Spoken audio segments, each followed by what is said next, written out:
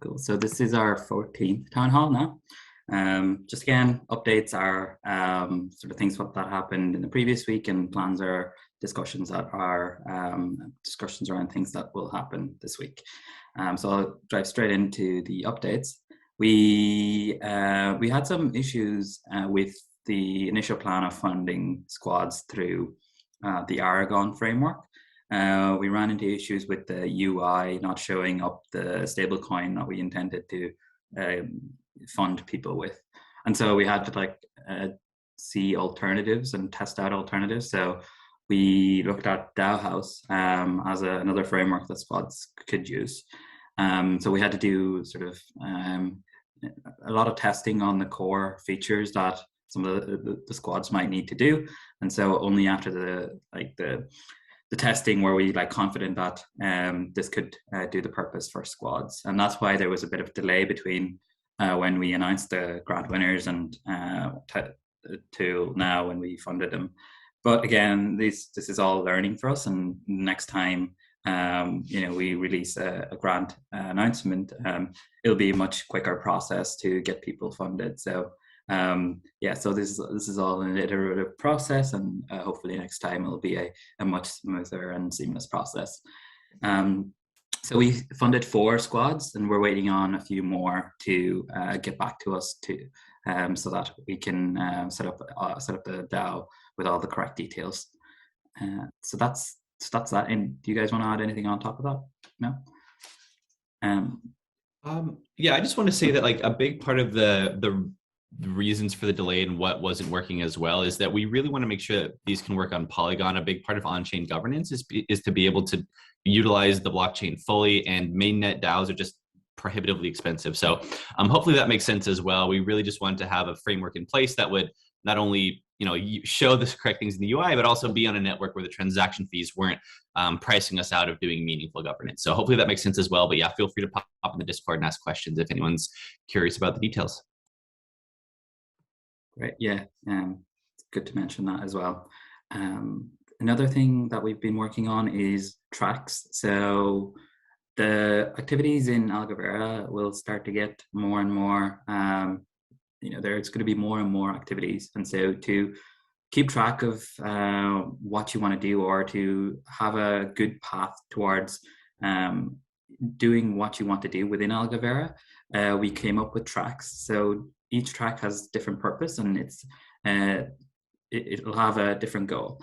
The purpose of the tracks is to guide you in achieving that goal. So there's the earn track, which helps you earn an income, the learn track, which will help you get started in Algovera.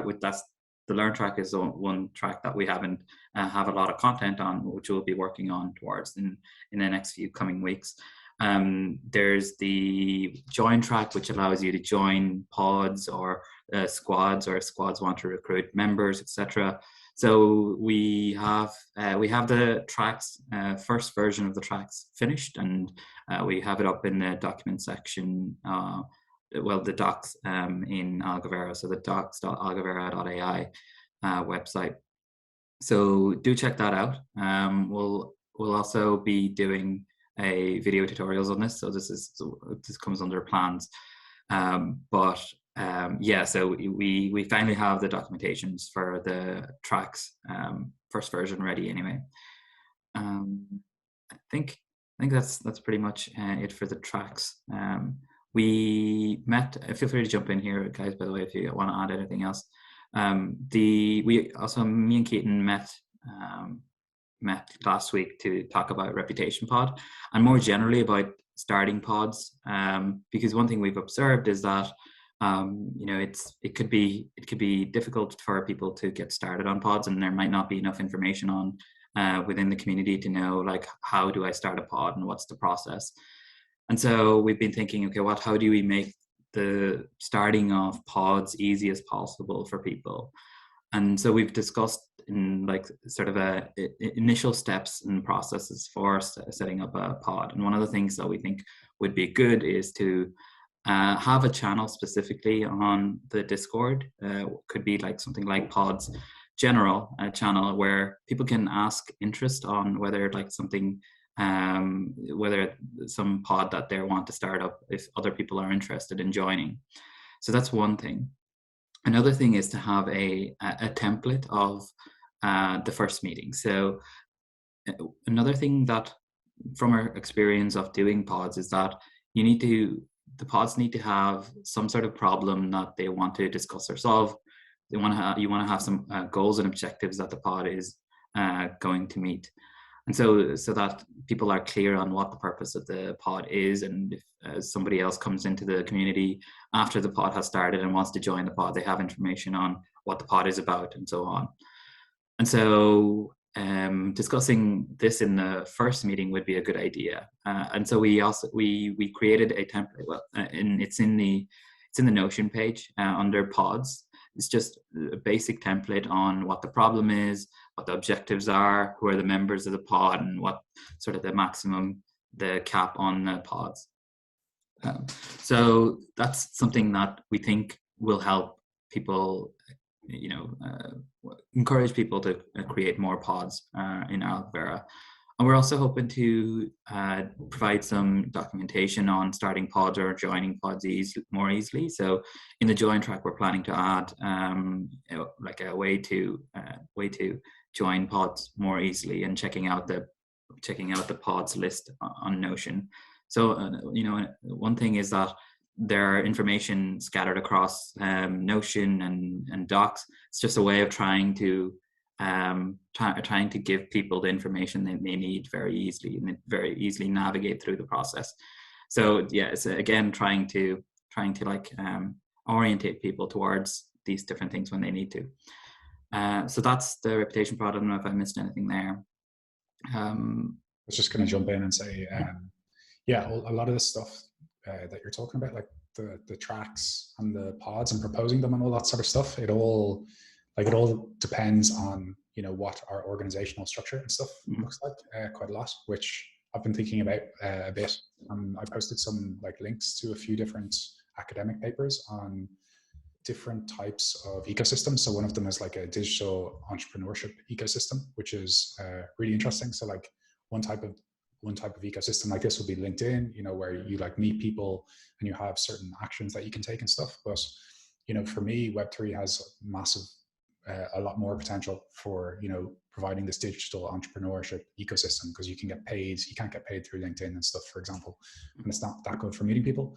But so like that's one thing. So it would be really cool to like tie in all of these different organizational structures with the tracks, and so like and starting the pods, and like maybe even coming up with different roles in the pods. Like for example, I just listened to this podcast for DAOs, and they started talking about project stewards. So there's like, instead of like a project manager or a project manager for a pod, you could have like a project steward, with the idea being that you're not like top down telling the pod what to do, but you're trying to like guide it in the direction that it wants to go, or something like that. And then they also talked about the concept of a growth steward. And so like maybe this is more relevant to like freelance squads, for example, but in our case, Algovera, went out and found this project opportunity, but we could definitely have, growth stewards for different pods, or maybe different squads, who are trying to like outreach and bring in new ideas for pods and squads. And then maybe that gets handed over to a project steward who, says that they want to, to kind of help to facilitate this pod or squad, and maybe then like, puts a team together for this. So yeah, it'd be cool to like incorporate that into the different tracks and how to propose a pod and stuff as well. Maybe we can chat more about that. That seems like a conversation that could go on for quite a while. For sure. Like I think we briefly touched on this when we had the conversation about the pod process, and what we were saying is that right now there aren't like loads of pods springing up that there needs to be coordination between these pods. So the actual management of not management, but the coordination between these pods are not a problem right now, because the number of pods are very small. And I think it's great to have like these processes in place before it gets to a scale where those problems pop up. But one thing is that we don't want to be spending too much time on this because it's a problem that we don't have right now. And when we do get to that stage, there's going to be problems that we didn't even consider, and that might be even a more higher priority than this. But that's not to say that we should put in place the structures that we think might help it to scale better. The only thing that we were saying is that maybe it's not our focus. Maybe it's not our first step or first milestone to reach. I think the first thing that we need to focus on is encouraging people to start more pods, getting people to self-organize and like have the autonomy to create their own pod.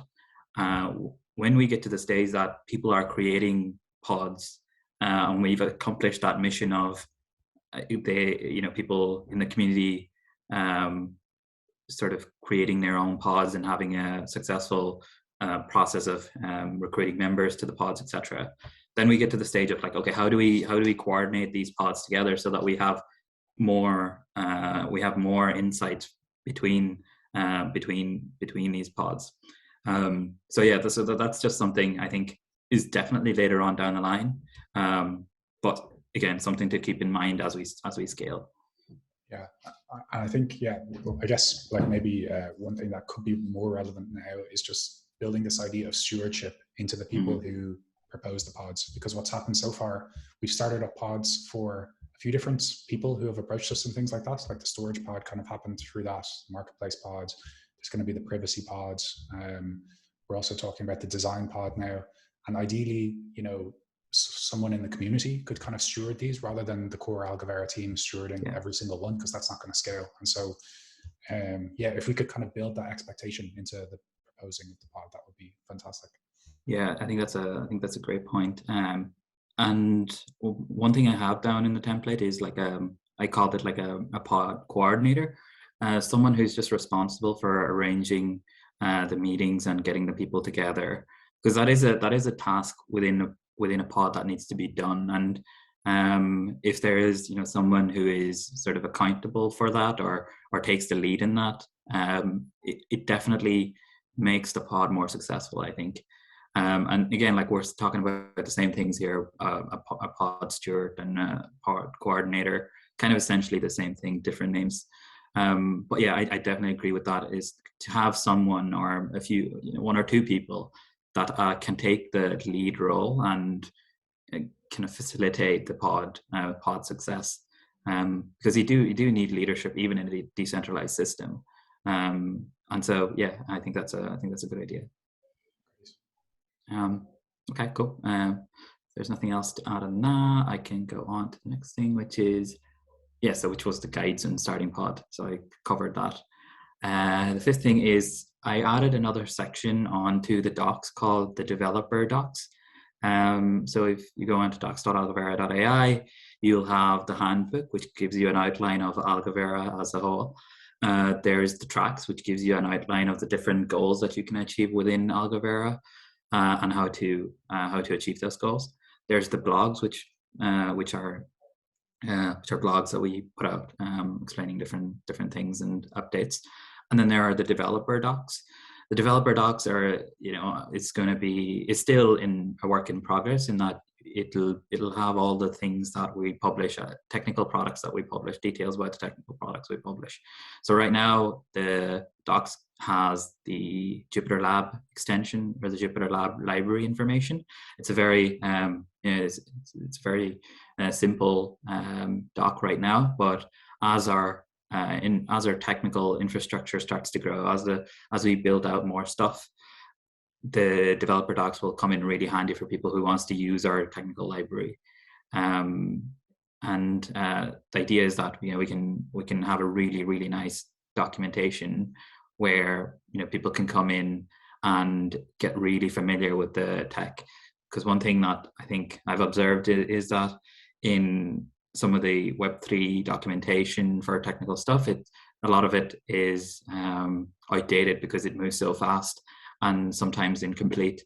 And so like if we have a focus on, even before like starting a lot of the even before releasing these products, if we start to get into the culture of documenting everything as we go along in terms of the technical product, I think it will help massively in adoption of using these technologies.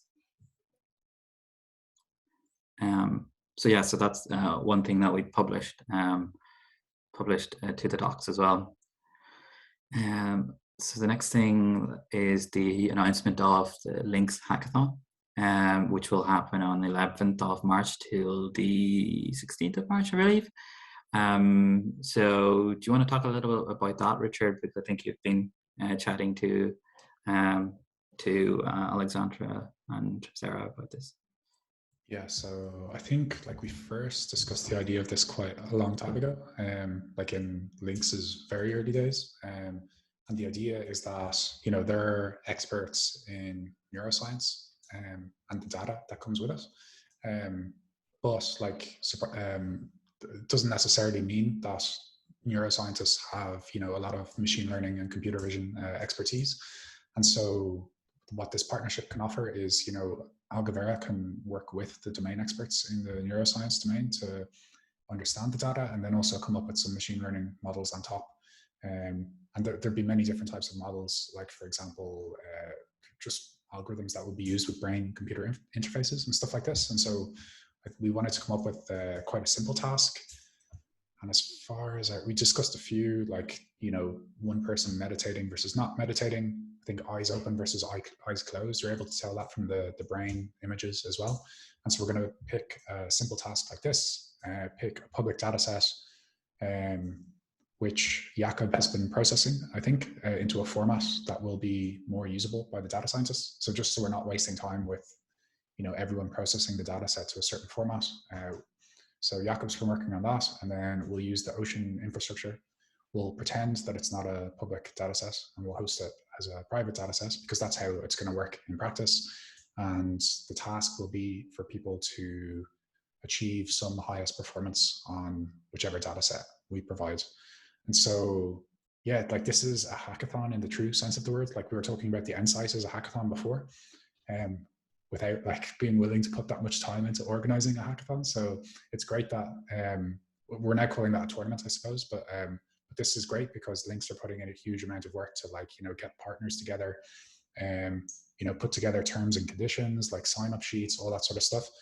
And so Algovera will be partners on that with Lynx, and hopefully like a few other projects as well. And so, yeah, hopefully it's just a really exciting event with like an opening ceremony and lots of collaboration between different people with different backgrounds and stuff. And so, yeah, that's going to take place you already said the date, March, right? So March 11th.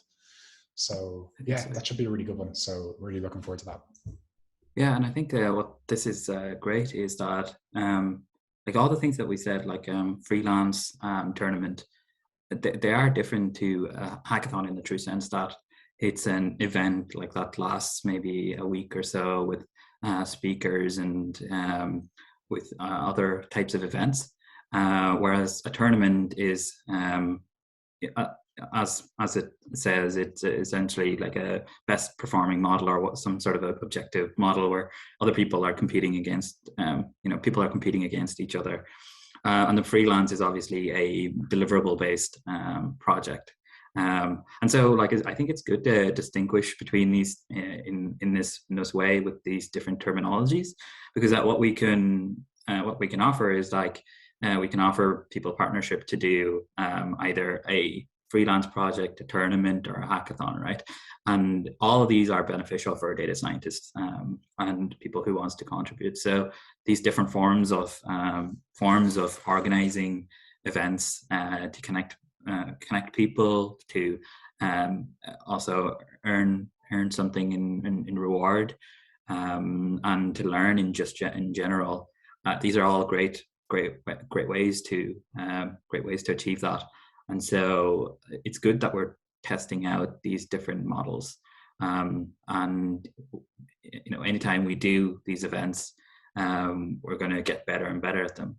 And so, yeah, I'm looking forward to how the hackathon rolls out. And hopefully we have a meeting with them this week, so we can maybe plan it a little bit more in detail and try and make it as successful as possible and gather as many interest and as many, organize as many interesting events as possible. Yeah, and like we've had a huge amount of applications for all of the things we've done so far. Like the grants round was like really oversubscribed. The freelance, we got like, I can't remember, what was it, like 42 applications or something like that. And so hopefully it's the same with the tournaments that we're going to run with Insight and also the hackathon. Like if we can show interest across all of the different activities that we're doing, that bodes really well for, I guess, funding and monetizing and stuff like that. Yeah, for sure. And it's also kind of a gauge on like the interest for people in something like this. Yeah, so that's great. Maybe you can also give a little brief overview of the AWS credits. Yeah, so I just posted this in the Discord, I think, before I went on holidays, but just by chance, someone reached out on LinkedIn about AWS credits and whether we'd like some or something. Like, of course we would, was my answer. And so I met with them just today and starting to go through the process now. I set up an account on AWS for Algovera. And yeah, what he said was basically there's like 3 stages. So you go from $1,000 credits, then you can go for $5,000 credits, and then you can get $100,000 credits. And the 100,000 is only for like accelerators and VC funds and stuff like that, is what he said.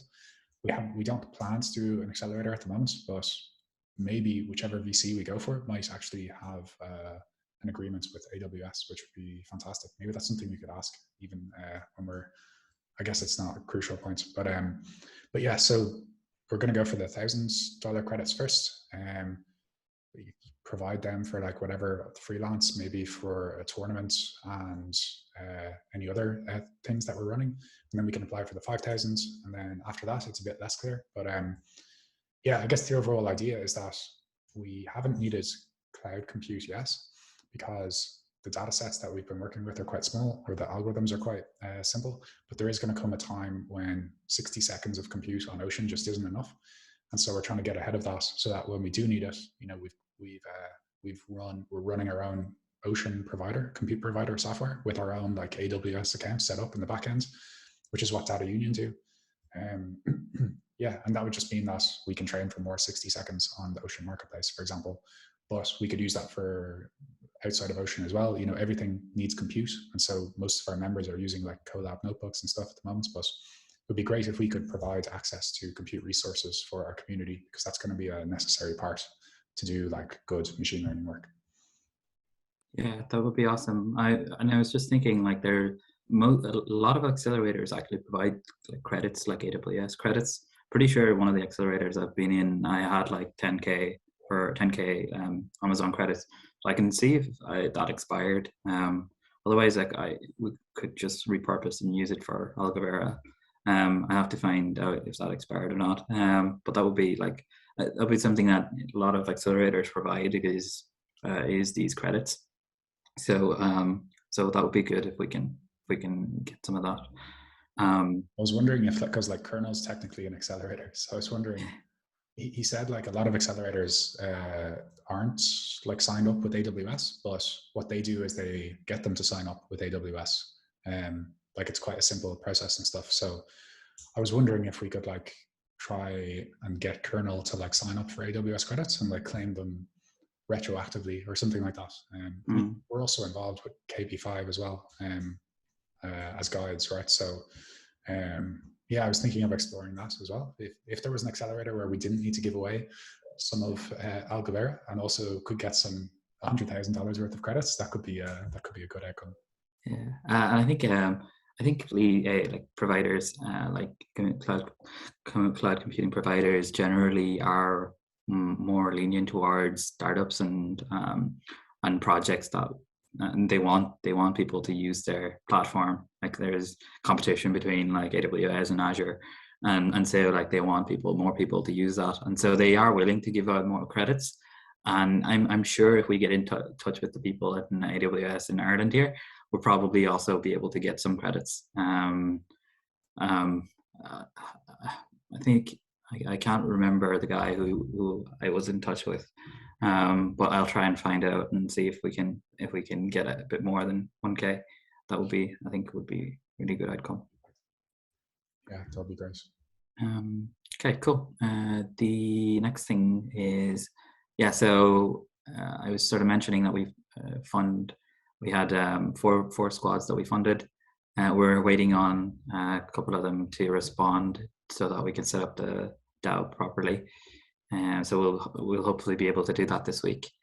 I talked about the tracks, and one of the big tasks that Keaton will be doing this week is being a YouTuber and doing a lot of video tutorials and explanations.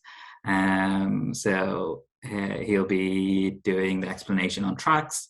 He'll do a tutorial on the Jupyterlab extension, and he'll be doing the video tutorials on DAOHaus functions. So we said that we'll make a playlist instead of a big long video. We'll make a playlist of the different things that you might need to know in DAOHaus. So could be just the first thing could be an introduction. The second it could be how do you transfer funds, etc. So that's, again, hopefully we'll have a lot of those videos out this week, by the end of this week, so people can have a good idea of how to navigate DAOHaus. Would it be, I'm just thinking on the spot, because we talked about like using the Open Minds course framework, for example. It could be really interesting to just make the videos, but embed them in a page on a website or something like that. And like that would even be enough for now, but it would mean over time we could add text description and maybe some more resources and stuff like that. So it's like pretty much the same thing. It's just that by putting it into this web, it makes us think about it in the frame of a course. So it might be more suitable when we eventually do want to turn it into a course. Yeah, one thing we were thinking of is embedding these videos in our handbook format. So it's like each video you can sort of click through and it's a bit more segmented off. And I don't know if we've tested like embedding YouTube videos in DocuSource. Hitesh, I think you said it was possible, but yeah, I think the idea is to have it, live somewhere besides YouTube, in addition to obviously being a playlist on YouTube. But yeah, of course, open to whatever was most accessible for folks. Yeah, I don't even know what the Open Mind course would offer over our docs, for example, but it might be interesting to explore. I think I really like the Open Mind course, sort of the front end, as like something that we could do for Algovera Academy that we've sort of been talking about. Again, like that's going to be a massive project, and I think having a separate section, so like a separate website, like for the Algovera Academy, where we like teach folks the basics of Web3, the basics of how to do data science in Web3. I think like that would necessitate a more of a open mind type front end, whereas something like the DAOHaus, which could like the explanation tutorials could be a part of the Algovera Academy on like how you coordinate in Web3, and so it could be part of it, but for the time being it seems more reasonable and feasible to do it along the docs. And then one of the objectives we have for Q2 is to like plan Algovera Academy, and have a draft version of what the curriculum might look like. And Naseem has also, like I said, that he'd be interested in like working on that and giving us a hand on that. So again, like something to do later down the line. I did play around with. I was trying to find the website fork for Algovera for Open Mind, so that we can change all the content but keep the front end the same. So I still need to do a bit of work to see if that's possible, to just because I think it is an open source project, and so we should be able to fork the front end and sort of adapt for our needs. Yeah, I think the docs does make more sense in the short term. I guess the embedding in a page is mostly what I thought would be beneficial. And in case you're looking for that, I made like a channel for the Learn track. I can't remember what I called it. Was it Academy or Learn or something like that? And I posted the open source GitHub code in case you're looking for it. But yeah, it would be cool to like work towards that in Q2 and start to formalize it. Yeah, that'd be great. So that's the video tutorials. So this week we'll be running the pods. So the storage pod, the marketplace pod, and tokenomics pods are on, and also the roadmap pod today. Another thing I want to do for this week is to set up the design pod. So the design pod is trying to map out or visualize what our Algovera app would look like. So the whole thing, the whole UI and UX of interacting with Algovera, marketplace is just one aspect of it, and Arpit has done like a great job at designing the prototype for that, and I think it would be great to sort of visualize what our end product would look like, and I think that would be really beneficial for people who are just joining Algovera to see what we're doing, to see like this is what we're working towards. And so I think that would be something that would be really good to set up, is that pod. And I messaged Arpit and see if he's interested, and he is interested in joining the pod. And I'll set up the pod's channel and message into that as well to see if anybody else is interested. And me and Keaton talked about this as well, is that the reputation pod, we didn't talk a lot about reputation, but we actually only talked about like the process of setting up a pod, and we wanted like sort of dogfoot ourselves in terms of like the process of running a pod. And so we'll set up the reputation pod in the same way, where we post into the channel to gather interest, and then we'll select some sort of a project coordinator or steward. We'll do the first meeting with the template as like the guide, so that you can set the problem and the objective. And then it's off. You have the autonomy to take the pod wherever you like. And so so we're trying to essentially go through the process ourselves, so that we know the pain points and we know the bottlenecks, and setting up both the design pod and the reputation pod will be informative in that. Another thing that you mentioned, Richard, is the interest from Rish on like combining the Felt token and the Ocean marketplace, and maybe having a conversation about the privacy aspect of like the thing of the like ecosystem we're building. Do you want to give a little bit more about what you're planning on that? Yeah, so just for context, Rish a successful Ocean proposal along the lines of using private AI features with the Ocean marketplace for healthcare applications. And that was with Dave as well, who attended some of our hacking sessions for generative art. And so Rish just reached out to me and said he noticed that we had forked the Ocean marketplace and was wondering if we'd be interested in collaborating to add some more private AI features to the Ocean marketplace. And so, when we were chatting, he was talking about like some open minds stuff, like some of the input privacy concepts that they talk about in the course. And so, I thought it would be a good idea to start to like map out the problem more. For example, like I don't know what they've done so far apart from the original proposal. I've no idea what sort of progress they've made. And so we were talking about mapping out the problem and stuff like that. And then I was thinking it would be perfect for a pod or something like that. Because, there's also Fel Token who are in our community and working on something similar. And even just to like start to build interactions between us and OpenMind, I think would be really good. And there might be some parts of OpenMind that are reusable. For example, they have this kind of like data portal web app that you can use to like upload data as a data provider and stuff like that. And so I couldn't find the open source code for that, but like maybe there's some bits of open source code that the OpenMinds community are building that we could just take and combine with the Ocean marketplace in some way. So that's kind of what the goals behind the pod would be, to map out the problem and understand it better in terms of Ocean marketplace plus privacy plus OpenMind plus Fel Token, and like what are the synergies between those?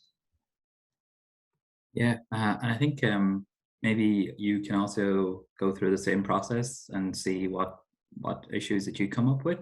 One thing is you could like post into the same channel as same channel I was describing about the pods to gather interest, to see like, is it just going to be you, Rish, and the Fel Token people, or do you want more people, and what are you looking for in those people to bring to the table in the discussion around this pod? and then I can link you the Notion Notion template where you can add, also modify. It's just a guide. It's not like a requirement, right? It's like one thing we said is like, okay, to start a pod, you need a lot of like courage and energy and effort to like just initiate the process. And so if you have the first meeting and you can sort of have a guide on like what to talk about in that first meeting, and or if you have an objective for the first meeting, it makes the process of starting a pod a little bit easier, in that you have already the first step done, and then you have a couple of more people around you to guide you through the process, and then on the next few meetings. And so yeah, like let's go through the process to see if it's working, and what feedback we can take to make the process better. So yeah, and I'll ask Rish, I think, if you'd like to be the steward for us, or the coordinator or whatever. I think he'd be that's the obvious choice. Yeah, I think it's always better to sort of empower people with these kind of things, and like try and the core team, or like ourselves, trying to take a back seat on these things, because we really want the community to drive the visions forward and the mission forward. So yeah, like that's sort of the culture we said we want anyways, it's to empower people to like sort of formulate their own visions of Algovera, and we're just there to sort of guide the initial steps. Yeah, and like what's really interesting is that Algovera are not going to be experts on this as well. Just like we weren't for the storage pod, I felt like I was playing catch up for quite a while. I'm just starting to get on top of it now, but this is going to be the same, right? So Rish and that team have been working on it for a while. Token know this stuff really well. Anyone from OpenMind is going to know this stuff much more than us. But what we're really good at doing is like organizing things. And so, because we always describe ourselves as like the decentralized version of a tech company, right? So maybe in your tech company, you have the private AI team, you have the storage team. And what we're trying to do is put these structures in place for people to like build in a positive sum, open way. And so I think this might be a theme going forward, that, maybe people choose to come into the Algovera ecosystem and build because, we network them, we connect them with lots of different people, we organize lots of stuff, we provide the infrastructure to give like maybe funding and stuff, what they need to develop their idea and connect it with more stuff. But yeah, it's an interesting observation. Yeah, just like this reminds me of like a conversation we had like ages back, Richard, where we were chatting about, what we could build is like a Silicon Valley for data scientists. And like it's almost like a layer above the tech companies, where we have multiple like companies that are like thriving in the ecosystem. And we form like the connections between the people to enable those companies to form. So it's like one step above the analogy of tech companies, and later down the line of where Algovera could be, like after we've achieved the first level, which is to disintermediate the big tech companies. Next step is to how can we allow multiple of those organizations or collective and clusters to form. And that's like the next level of abstraction that we can achieve towards. Like, so mission is never over, and the vision always expands. Yeah, read that paper on the digital entrepreneurship ecosystem that I sent. It's long, but it's going to blow your mind. I know it will. Yeah, I haven't got a chance to like read any of the content that you put. It's just like it's been just constant like work for the past few days. But I will get around to it. It kind of maps out the structure of what a digital entrepreneurship ecosystem looks like, and the different entities involved, and like what's necessary, and all these sorts of things. So yeah, it was just really good for building a mental model of what's needed from like maybe what we're missing in different aspects and stuff. So I'm going to go back to it. I didn't even finish it. I spent a few hours reading it. I'm still not finished. And like all of the references and links sounds incredible as well. So I think it's going to be one of those that takes a while to dig into, digest, and think about. Yeah. Again, when we're on the topic of like suggested reading or learning, one thing I came across I like sort of stumbled across yesterday is is there's a well-known blogger called Slate Star Codex, well-known in like Silicon Valley as well. And there's a particular piece called Meditations on Moodle, which talks about like a lot of the problems with organizing and coordinating within a complex system, and it's actually quite interesting. The different types of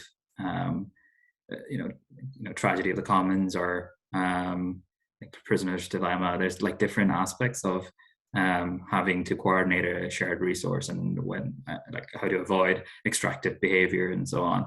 I think it's a really fascinating piece. It's a quite long piece, and I'm only like halfway through it. So if you're looking at something to read, I think definitely give that a go. Yeah, that sounds amazing. Right up my street. Yeah, and we'll announce a special podcast maybe later on in the week. Is it? When is it coming out? I don't know. He said like early last week. I think he was going to send me the link on Spotify or whatever. But yeah, there's a Google Drive link if anyone wants to listen to it early, and you can still like increase the speed and stuff. But yeah, it's a good one. I just listened back to it, and it's quite a wide-ranging conversation. So it kind of talks about the state of decentralized AI and what the vision for the future is, and all this sort of stuff. So yeah, I'm pretty pleased with it, and hopefully we can like share it widely, because like podcast format is great for these sort of long form discussions. Like it's probably the main way that I get most of my information and like news and everything from the world, even more than like reading and blog posts and that sort of thing. So it would be great if we could start to build, podcasts that discuss like the future of decentralized AI and start to shape the future and all that sort of stuff. And hopefully this podcast can be one of those things that fits within that topic. Just for context, this is a podcast that Richard done with the Ocean Missions organization, and I'm like 20 minutes in, and it's really fantastic. Like Richard does a really great job at like painting our vision and like explaining much better than like what I can, and it's great to be able to sort of communicate it so clearly. So it's definitely great, and I'm 20 minutes in, and I think it's fantastic so far. Like it's really a great like culmination of like all the thinking that we've been doing, and I think hopefully that will get quite a bit of a reach, because it's a really interesting conversation. And so yeah, I'm excited to share that when it comes out. Yeah, the story gets better every time we tell it, and we've been telling it a lot at this point. We're like 6 months in or something like that. And it's just getting like stronger and stronger, the story all the time. Like imagine once we, incorporate all this stuff that we're reading at the moment, that takes a long time to read, digest, connect with everything else. And so like that's one of our main activities that we're doing, is like building this narrative, this story and this vision. And so it's probably the best to date that I've managed to articulate it. So give it a listen. Yeah, great podcast. Yeah.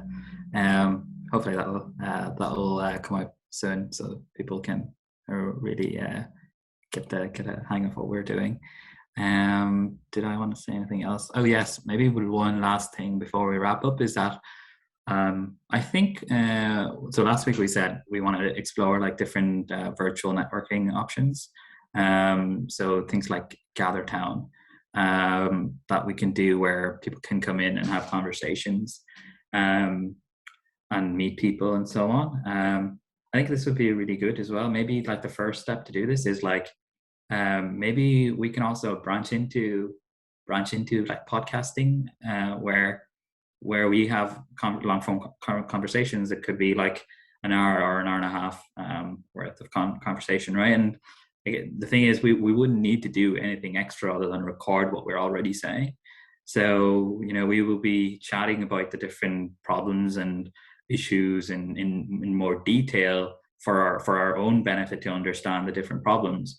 But there's the added benefit that we can record and give other people the like sort of how we were thinking, and also that could be informative for them. And so one thing that we could potentially do is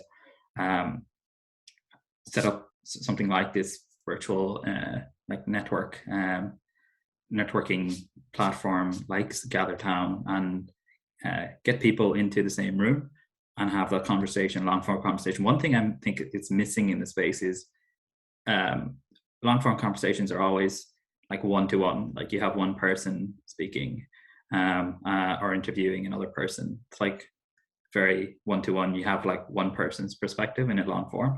But like one thing that I think hasn't been done enough is like sort of campfire-esque conversations where you have a group of people, they all have different perspectives, but it's a more longer form conversation. It's a bit more, there isn't like a time limit to like half an hour. Like we have to get the conversation over with. And we like go into the details and we have different perspectives. I think that could be something that interesting that we could pioneer around AI specifically, because it's such a broad topic and such a complex topic that it would be something that would be worthwhile.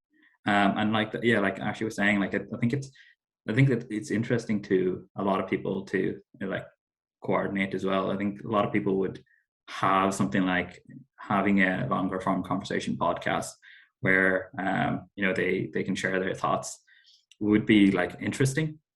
And if we can coordinate it so that people can have these conversations and we can release it and do the coordination and publishing aspect of it, and people can get into these rooms and really explore the different ideas and different issues. I think that would be really informative for people, and also like I think it would be fun.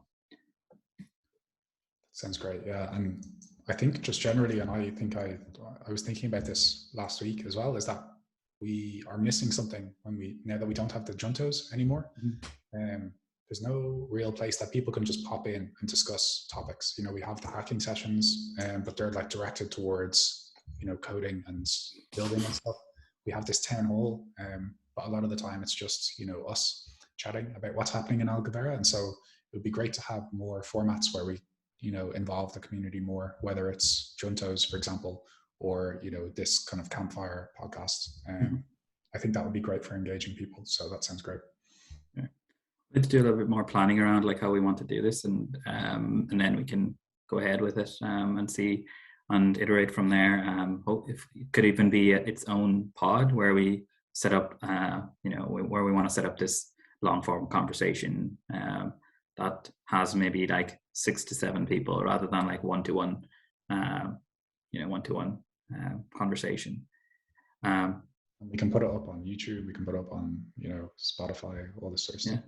Yeah, exactly. It's again another form of like onboarding and exploring and solving problems and teaching people, educating people. So that could be something for next week that we plan, or if anybody's interested who's watching this and wants to set that pod up, feel free to do that and we can help you out in doing like a lot of the organizing as well. And on the subject of engaging people, I don't mean to put you on the spot, Archie, but seeing as you're here, I wonder, because we've been chatting about updates on the freelance work that we've been doing and catching up. Yes, I wonder, do you want to just give like a very quick overview of what's going on in the Insight project? Yeah, sure, no problem. So for now, we have sort of get a taste of what the sample data set looks like. So we have explored, how to read, how to label them, and how they look. Of course, now we know what's the size of the data set. Initially, when Richard sort of spoke to me, one of the thing that I was sort of worried about was the size of the data set. It's about 260 images. So that's okay. So I think the next step is to coordinate between myself and Saravana to sort of set our train and test set. From the initial part of the pipeline, I think we are planning to sort of work together to come up with a similar pipeline. And where we will differ is the sort of models that we will be using. So that's where we diverge. It's either the CNN side or the transformer side. We haven't sort of decided on that, but just now I had a chat with Saravana and he's probably going with the simple ones. Probably I'll also do the same and eventually sort of look into slightly more complex models. Apart from that, we are also looking at few other aspects. One is the sort of data augmentation that we would want to use. The other areas that we have looked is to get something like a similar data set that might probably help our task, but unfortunately we did not come up with one. There are also the other things that we are also exploring is on semi-supervised learning. But then again, I think what we have planned is sort of start with simple training first, see how it does, and from there sort of iterate through to different techniques. Let it be different augmentation or different models, or even using semi-supervised learning before our downstream tasks. Yeah, so that's the overall plan, and quite excited to work with Richard and Asran on this. Fantastic, yeah. And also Alonso is going to post the data set on the Rinkeby network, like today or tomorrow, I think. So that'll be the first time we have access to the full data set and can start, yeah, seeing what sort of performance we get on that. So yeah, it's going well. And Archie, I think you were looking at the generative art YouTube videos as well. There's probably, do you have any tips on how we could maybe make it easier to digest? It's probably quite long format, right? It is long, but somehow I actually enjoyed. I'm not sure. I actually like this sort of format, slightly long, where if I have the time, I wouldn't mind consuming the other stuff that comes with it as well. So probably I'm not the right person to ask this, but I would assume that snippets will be really helpful. Maybe towards the end, sometimes there's a lot of conversation that might not be really useful to do, like C2D or those sort of things. So snippets might be useful, but since it's my first time looking at all that, the whole hacking session, so I really enjoyed the long format actually. So, yeah, it's probably more like social because it's like with people. It comes back to what we said about engaging the community and stuff. People like to listen to discussions between a few different people. So yeah. So for my one FOMO is missing out on that hacking session. That was really a good one. Yeah. Yeah, that was probably our most like we have more hacking sessions since, but they're a bit more free flowing. And so like I put in quite a bit of work to figure out what material I was going to present on the day and stuff like that. So that's also an interesting tip. Like maybe we need to try and come up with some more hacking sessions that have this kind of curriculum of things to do, because the ones we're running now are definitely different. Yeah, I think the learning aspect, if we can like release hacking sessions with some sort of a new learning aspect for people, it would be quite cool. I think it would be useful for people that are interested in that particular hacking session to also learn in a better sense. I guess the hacking sessions right now are more geared towards squads and creating something, not necessarily teaching something. They're like doing and creating and building without a focus on teaching, but on creating. And so yeah, I think it would be interesting to maybe facilitate one or two more hacking sessions around teaching people. And maybe like this time we'll be much better at doing them.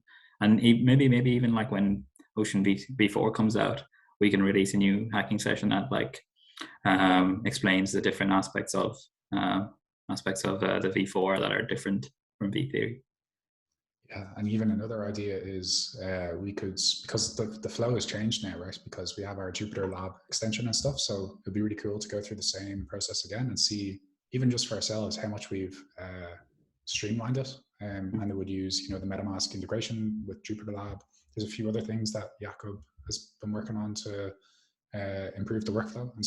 And then maybe like in future, there's going to be maybe ways to store the data better.